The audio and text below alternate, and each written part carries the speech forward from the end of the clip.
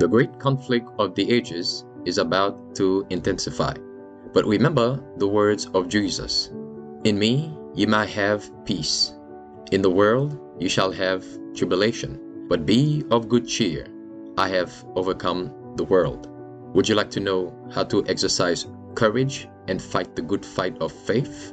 Listen to this devotional. Conflict and Courage, a daily devotional by Ellen G. White. God's property. I have lent him to the Lord. 1 Samuel 1 verse 28. From Shiloh, Hannah quietly returned to her home at Ramah, leaving the child Samuel to be trained for service in the house of God under the instruction of the high priest. From the earliest dawn of intellect, she had taught her son to love and reverence God and to regard him as the Lord's. By every familiar object surrounding him, she had sought to lead his thoughts up to the Creator. When separated from her child, the faithful mother's solicitude did not cease. Every day he was the subject of her prayers. Every year she made, with her own hands, a robe of service for him. And as she went up with her husband to worship at Shiloh, she gave the child this reminder of her love.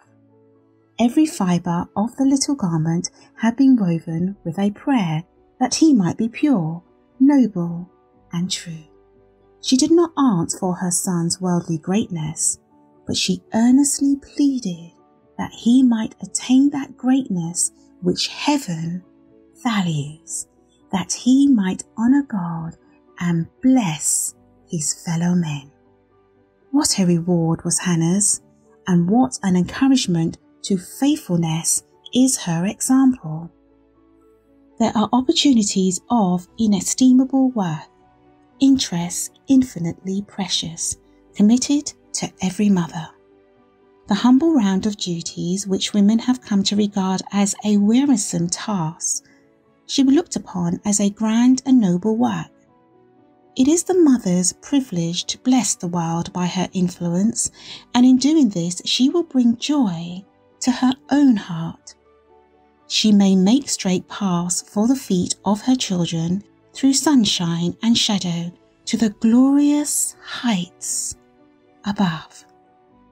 But it is only when she seeks in her own life to follow the teachings of Christ that the mother can hope to form the character of her children after the divine pattern. The world teems with corrupting influence. Fashion and custom exerts a strong power over the young. If the mother fails in her duty to instruct, guide, and restrain, her children will naturally accept the evil and turn from the good. Let every mother go often to her Saviour with the prayer, "Teach us, how shall we order the child, and what shall we do unto him?" Let her heed the instruction which God has given in his word, and wisdom will be given her as she shall have need.